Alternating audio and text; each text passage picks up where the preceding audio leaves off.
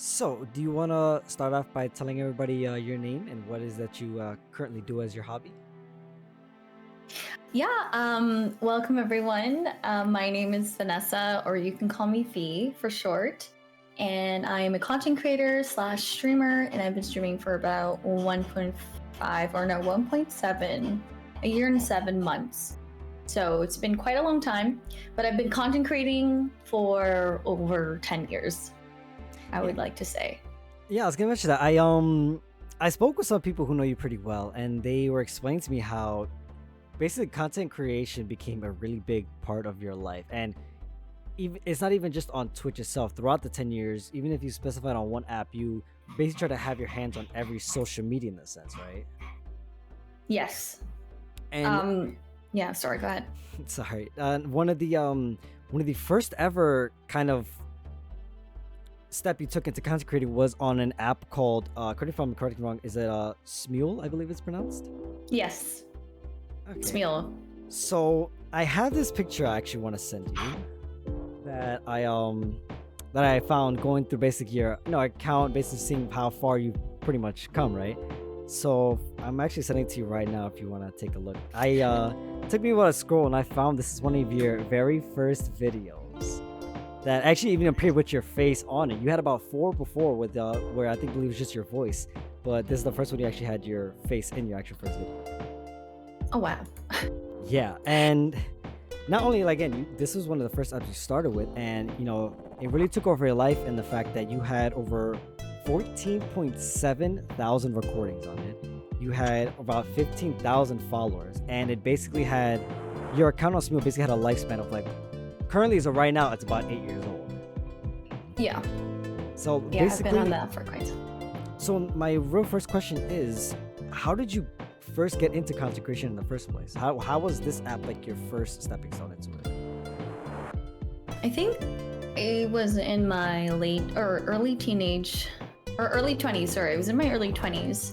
Then after college, I've always been a creative person, so I've always wanted a place where I could utilize my creative talents. And at the time I was really into singing. I was also in singing lessons, and I was also doing a little bit of ukulele lessons as well. And I saw and came across this app called Smule, and I figured, why not give this a try? Because it seems like it's a very fun, first and foremost, fun app and easy to use. And I figured I'd, go ahead and try it out. And I sang a couple of songs. And then because you needed access to all the songs, you had to pay a subscription fee, which I did. And from there, it allowed me to do like audio duets and also video duets, which was really cool because then I could pretty much sing with whoever and people can sing with me all around the world. And I think that's where it started. And I spent a lot of my energy and my time on this app to the point where I was getting creative with it. So it wasn't just a karaoke app for me to just sing on. Like, I actually made friends, I've made connections, I was also part of a group, and we kind of got creative with it. And that's where content creating came into play, because I would spend maybe like say an hour to 2 hours doing a video duet. And then I would create the duet. So say, for example, I sang a song, I don't know, an Ariana Grande song, and I did it video style. I had the opportunity to maybe dress up, or I could, make it like I can bring the phone with me because it's all filmed in a phone. I used an iPhone at the time, so I was able to just kind of pull up a tripod and then just kind of keep it anywhere where I had around the room with good lighting, and I would just kind of go from there. And I think because I spent so much time there, I was able to just build on my interest with content creating with other things. So like props, adding more props, storytelling. It just became more than just singing. And then when you said now going on to being more than just singing, afterwards for content creation, instead of not only using like like your face and your voice, you started also using your body. Your next step to content creation was also for shuffling as well on Instagram, because you've also been a shuffler for many years as well, right? Yes, correct.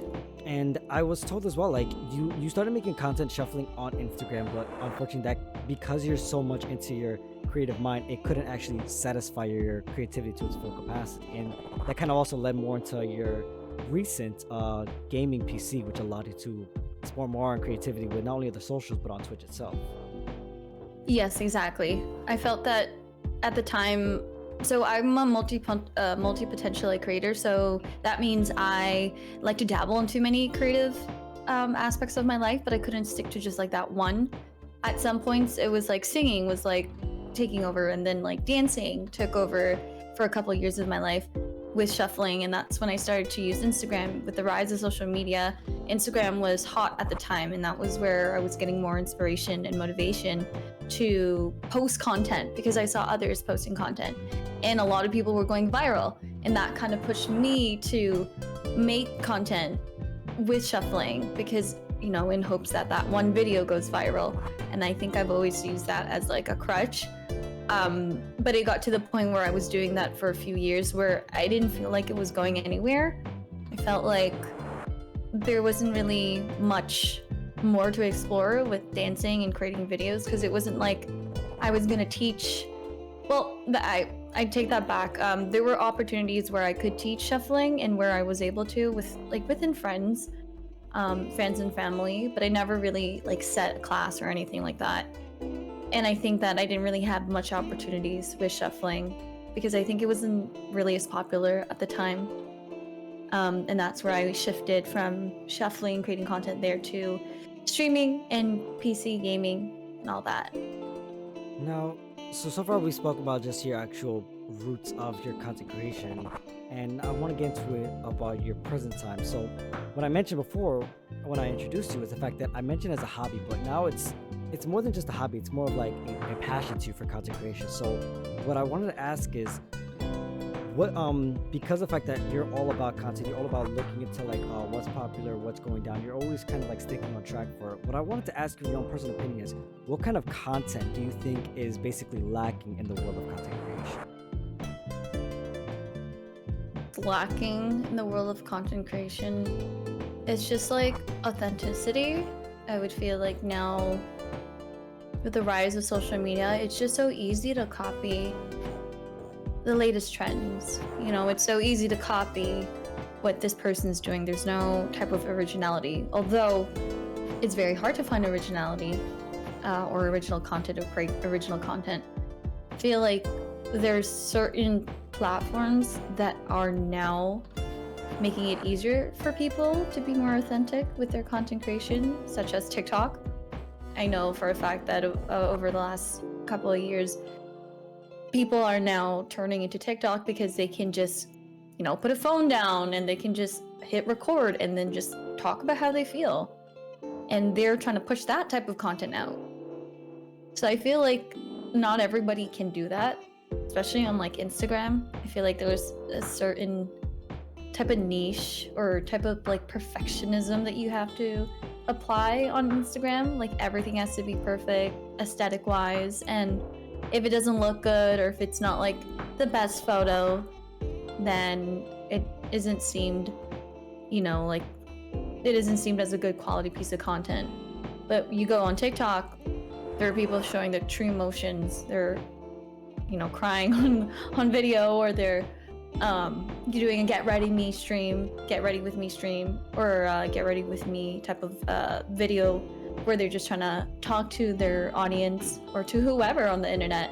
And to me, I feel like that's more authentic compared to the cookie cutter, picture perfect way of filming for like Instagram or for like YouTube, so to speak. And it's I love the fact that you bring up, like, you know, it's hard to be original, because if you really look at it, there's about 7 billion people in the world, and the fact that social media itself has overtaken the entire planet, there's got to be, even if it's not in it, possibly it could even be in the billions of people that are constantly using social media, and millions themselves that are trying to be content creators. My question to you is basically like, what is your constant strategy? Because of the fact that it's hard to be original, what do you feel is your strategy to keep your content creation, you know, basically alive, or I guess somewhat different in a sense? I feel like the biggest thing is like to be relatable in some way, shape, or form. Relatability has, aside from like hashtag strategies and like content posting strategies, really relatability really helps a lot, especially during the current times of today. You know, being able to connect with someone that can resonate with you, that can relate with you in whatever niche that is, helps out a lot. Me being as a gamer, as a streamer, you know, I can talk about things or create content about like what a gamer girl goes through or what streamers go through. And that I feel like people can understand because they know what it's like, because they are what I'm going through, you know, and so relatability does help out a lot. Aside from that, you know, keeping up with the trends, I think that's the most important thing too. Don't need to know every single trend, but if you do want to keep up and be, you know, want to hit virality, you have to kind of keep up with the trends. You have to use trending music or trending hashtags. And I think that that comes with a little extra research. So that's kind of what has been helping me so far. And you know, everybody's own creativity sparks from somebody or somewhere in the sense, right? You know, all of us, we kind of always have that one stream we want to watch, and we just think to ourselves, you know, that's that level I want to reach in a sense. So then I'm also curious of who would you say basically is right now either your, I would say if it is possible, your favorite streamer or just simply one or few that you kind of just really look up to in a sense of like of a goal or a level you want to reach. Oh, for sure. I think when I first started my streaming journey, I looked at certain big gamer girl, streamer girl creators such as Valkyrie. She was a really popular one. Sweet Tails. Valkyrie for her business mindset and her ability to be consistent, because she is very much, well, she started from Twitch and then she moved to YouTube, but because of her ability to create content and also spread that content on other platforms such as YouTube, she made that work for herself and she was like consistent. And she started with Fortnite too, which is really cool. She started from Instagram and then she kind of grew her way. So I really liked her approach to things and how she was also venturing to other avenues aside from streaming. Like she was part of a music video with Belleport. She was also in multiple avenues. She wasn't just doing streaming, right? Like she had different things she was part of.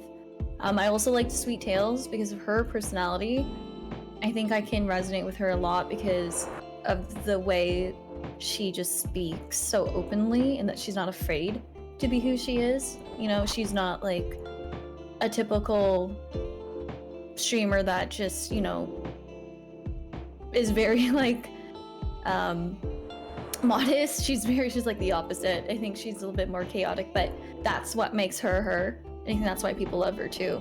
So she kind of like taught me that being yourself doesn't matter if you're outrageously chaotic or you're funny, or you know, you just gotta embrace these parts of yourself. And so I kind of carry that with me through her. So I would say like those two. And then there were just a couple of other streamers along my journey really that have also inspired me or motivated me in one way or another.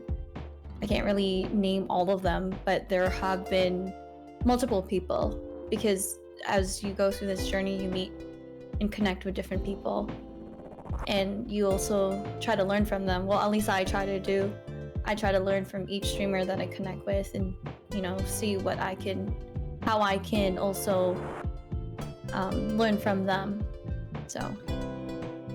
And for my own like personal curiosity, you know, the first person you mentioned was Valkyrie. Do you feel like it also kind of resonates you or inspires you more, specifically the fact that you guys both also have the same ethnic background, being from the Filipino?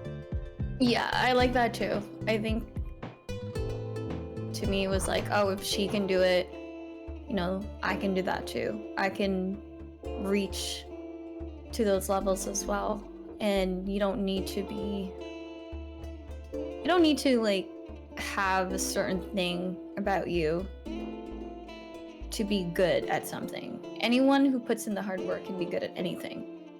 You know what I mean? So I feel like just her ethnicity, her grind mentality, her work ethic, all of these things are achievable and is something that I definitely look up to. Now, what I mentioned earlier again is that the fact that at the time being, content creation is your hobby. You do work full time as well, and then whatever spare time you have, you're always trying to keep up on time, on trend with everything going on every social media platform. Well, my question would be is how do you manage your time for content creation? For most people that try to multitask or try to same. To multitask and balance everything out. In the beginning, it was definitely difficult.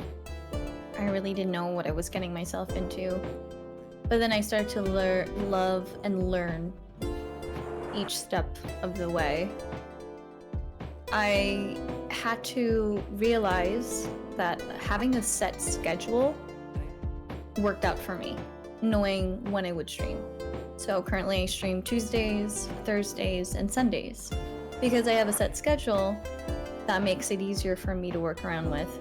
So when I work full-time hours, I work Monday to Friday, I make time for those streaming days. And then the off days, I can use to do whatever, whether that be self-care, whether that be more content creation, whether that be maintaining, a social life. Because of having these fixed days, it allowed me to better plan my schedule ahead of time. So I really like that I had that, and as well, blocking off time, really. I've learned that if I'm going to create pieces of content, I would set a couple of hours, maybe like 2 to 3 hours for, say, this platform. Because nowadays, it's so easy to take a piece of content and repurpose it so that you can post it in multiple platforms. So for example, for me, it's like TikTok. Like, I take 2 to 3 hours to film a bunch of videos, and then that way later on I can use those videos to repurpose on IG Reels, on YouTube Shorts, and that kind of like cuts time for me. And in that way I could also focus on other parts of content creation. Now, I'm gonna apologize real quick because I realized that I accidentally skipped a question too. It's my second question, but again, that's okay. it's still regards of your content creation.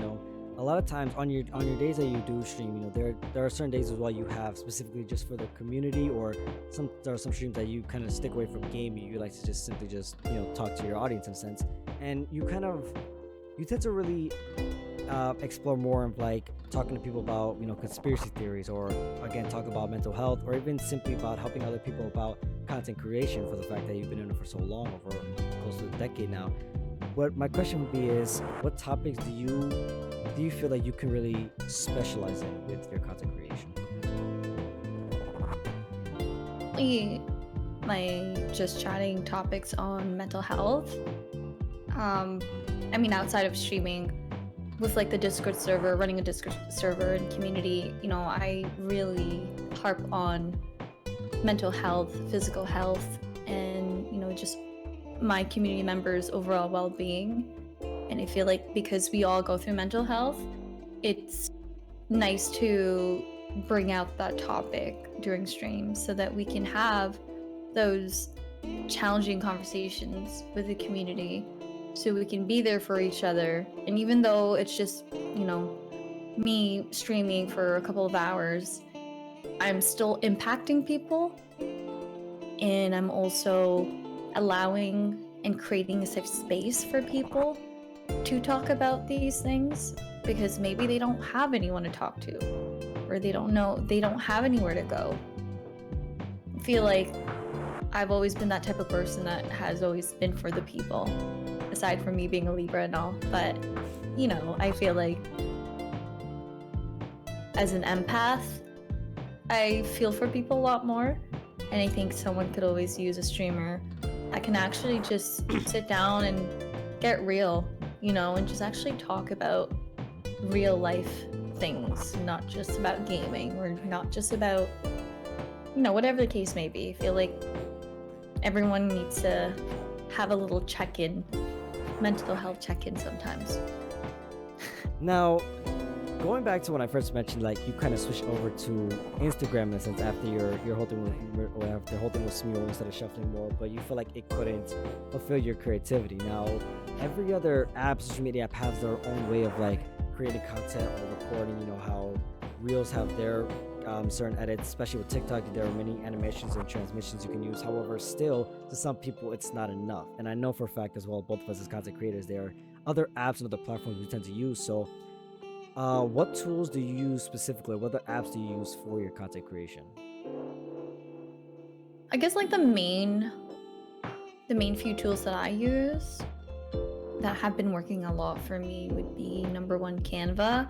I would suggest any content creator who, first of all, it's free, but you do pay. Like I personally pay for the premium so that I can get more access to the templates and just better resources, but it's still free for others, and that's where I create all like my posters. That's where I create all my like widgets and stuff in terms of how I want things to look on my stream.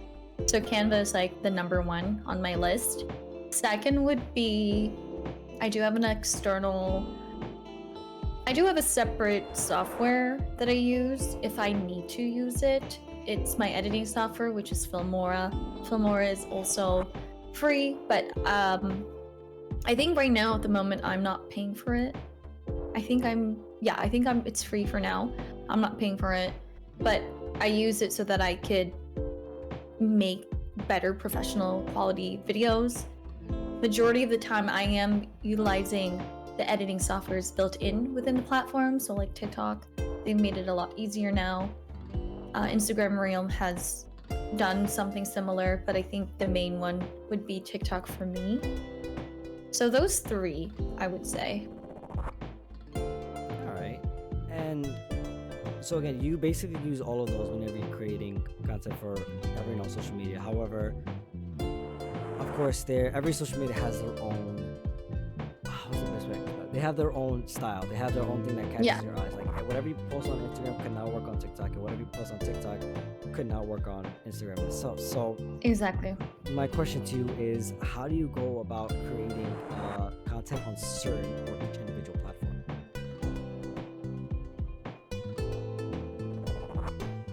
It depends on what that content is.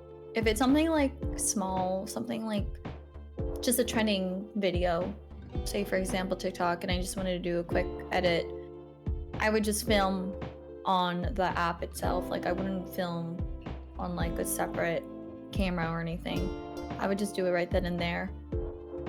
For TikTok, Instagram, that's subjective. No, to Instagram it depends. If I'm posting pictures, yes, I do have to edit that.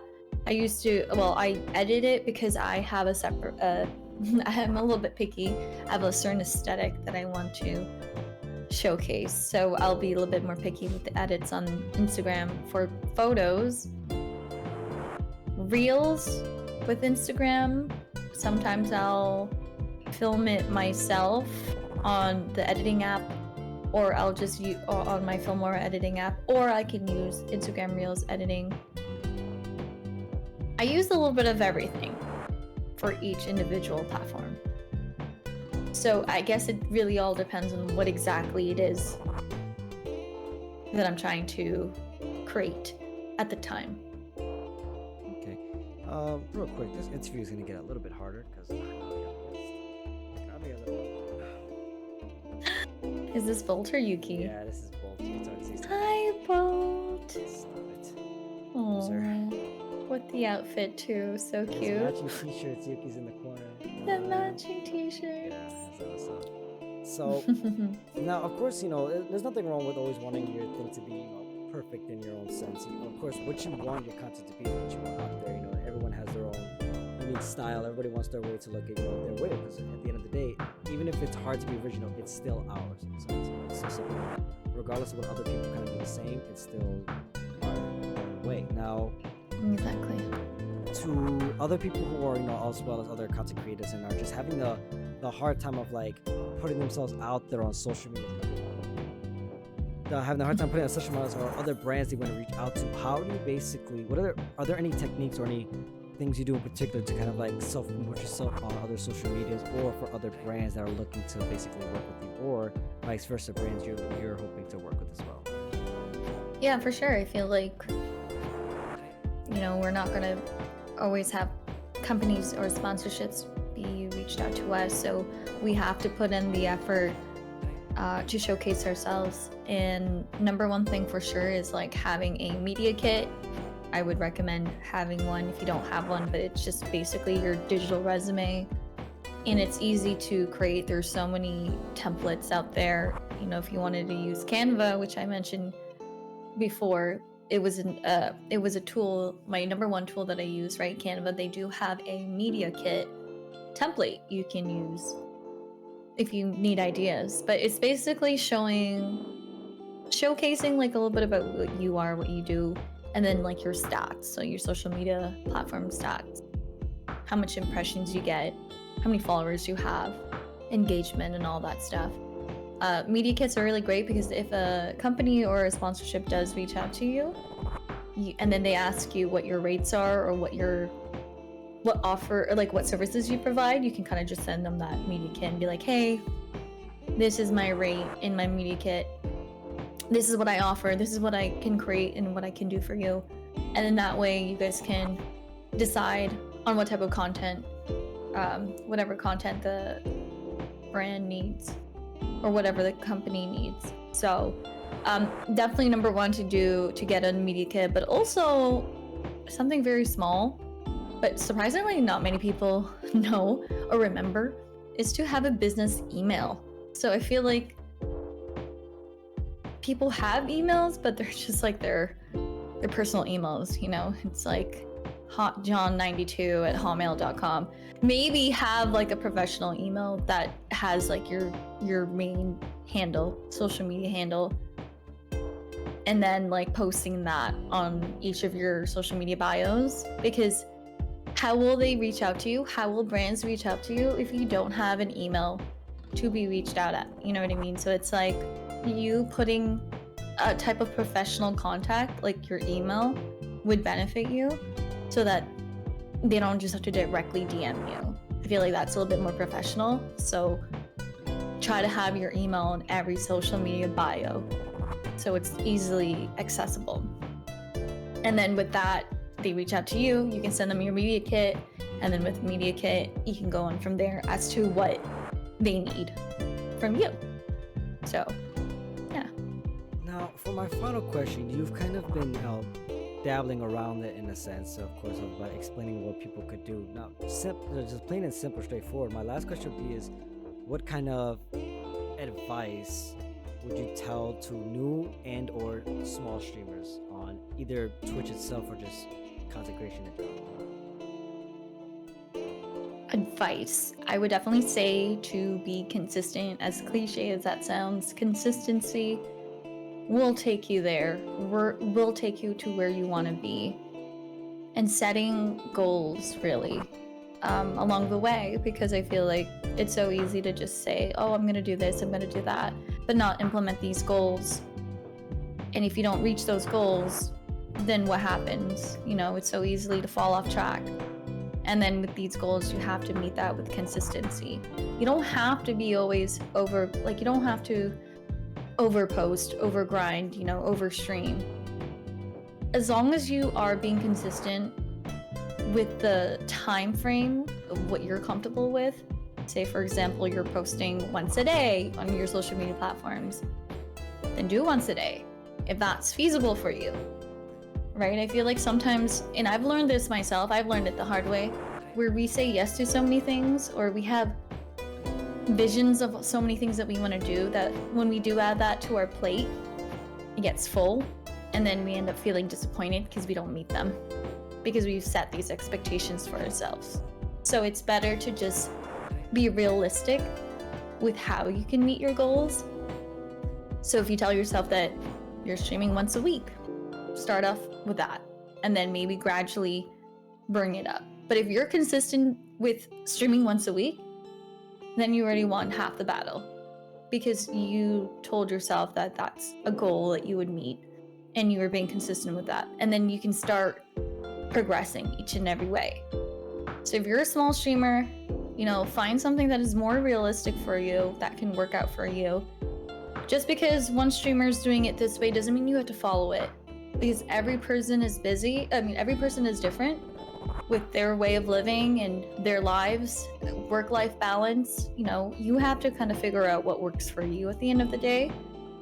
You can gain inspiration from others, but I feel like you have to know what works for you best and then keep the consistency with that. So. Well, basically, yeah, that kind of just simply wraps up all the questions I have. Of course, if you have any questions of your own you'd like to ask her, you're more than welcome to. Yeah, I guess I could ask you similarly some of the questions. I really like, well, I just kind of guess would like to give some feedback. Would that work? Yeah, sure. My dogs are barking. I hear them. One sec. I was just yelling. I had to mute myself. Thank you so much again for having me. And I think this is really great with what you're doing. And I feel like maybe, you know, not just for school or anything, but like this could be great content itself to post. So please send this at some point to me, because I would like to create a TikTok video or something with this. No, I think it's really great that you're doing this, and I think we need more. We need more. We need more interviews. We need to hear from the people. We need to hear more about other streamers. So thank you for inviting me for this. I guess my question is to you, is as a content creator, what's something that you would wish you had known before that now you know now? Something I had wished I'd known before. Yeah, when I guess you first started streaming or during your streaming journey. I guess when I first started, I had my dogs are fighting. I had my you know this, when I first started streaming, in a sense, I started off with nobody like everybody else, and I started playing with my friend of mine that I went to high school with named Ant. Well, as you know, it's Fallout Zeus. And when I first started, in a sense, it was me and some of my other friends from high school and my cousin. You know, we would always alternate, because when I first started, I was not comfortable streaming by myself. I always felt the need of like having people around me, because made me feel more relaxed and free, that I could be myself on the camera. And so when I simply played with them, we mainly played just like Call of Duty. And then when I played with my other group of friends, Brian, Eli, and Ant, we played whether it was like Ghost of Tsushima or Gang Beast, Fall Guys. You know, we would kind of alternate in a sense, and I kind of saw myself in the fact that, you know, I realized that I kind of want to be more free and more expanding, which is why I kind of see myself as more of a wow, I already forgot the word, but I don't just stick to one single game in a sense. I like to expand myself. And the one thing afterwards, when I started to play more and more different games away from Call of Duty and everything, and I simply decided like, oh, I feel more comfortable now just being on camera, even if it's just by myself. I wish I would just accepted the fact that not everybody that I met on my stream journey was going to stay. Because those guys, even though I've known them for 4 years and then my cousin for my whole life, after a while when I started to play more different games, they saw me differently, in a sense that they felt I backed away from them, in a sense. However, every time when I streamed with them, yeah, they were in my stream, but then when I wasn't playing with them, they were basically nowhere to be found. Even to this day, they would come into my chat asking me, oh, why aren't you playing this or that? And simply because of the fact that I don't want to. And the reason that they wouldn't stay is because of that, or other people that I met only because of a specific game, they then just still left after that because I started playing something different. You know, as much as I feel like, oh, certain games help me attract certain people, I just knew that I can't see myself just simply playing the same game online every day or on stream every day, because of the fact that after a while I'm gonna feel in a repetitive nature. You know, so of course some people who are just strictly Call of Warzone streamers, some of them portray Valorant streamers, Fortnite streamers. I'm not trying to bash on them. It's the fact that I know myself in the way that I like to explore with my horizon. So learning the fact, or accepting the fact that not everybody's always going to be there. I wish I knew I was young, because eventually, even sometimes and now, I always question the fact that whether it's just they left it because things were happening between us personally, or the fact that my content itself wasn't up to their needs or expectations or wants in a sense. It took me a while to understand the fact that I just wanted to be me. Yeah, it could be both too, right? Because like again, like we can't really guarantee people to stay for anything. The reality is that people come and go, and I think throughout my streaming journey, I met so many people thinking that I'd be friends with them for a very long time, and then in an instant, weeks, months pass, and then it's like we're strangers again. So I think once you have that acceptance and you just have no expectations for anyone or anything, it gets a little bit, I know that like really sounds bad to say, but it's true. Like you cannot have these expectations or else they will lead to disappointments. That's just how it goes. So it's like you have to just kind of appreciate things for what they are now in the present moment. And then the right people will stay. So yeah, pretty much. Yeah. Thank you so much for answering that. I think that's it for me. I don't really, I mean, this is your interview. I'm like, shit, I'm not gonna interview. I could talk more, but you know. No, yeah, again, when I was given the assignment to basically reach out and interview more people, it's in the simple fact that, you know, they also wanted me to open up the floor in a sense for anything else you might be just inclined about, whether about the what we have to do here or just even me personally. Just it's all about just giving people the idea of what goes on in I guess in certain people's lives or certain people like professions that they're intrigued in a sense. Because again, I'm doing this, and yet I know for a fact there are some people, a majority of people in my class that are also into or content creation or even streamers themselves. That's awesome. Yeah. Okay, great. And this is like perfect. Yeah. You better start writing down those notes. Yeah. Start taking notes. 3, 2, 1, let it rip! Hi! You can call her Miss V. She the cutest thing. She the cutest potato up on the block. I'll tell you that much. Why so serious? If I want to be a f***ing banana, I'm gonna be a f***ing banana.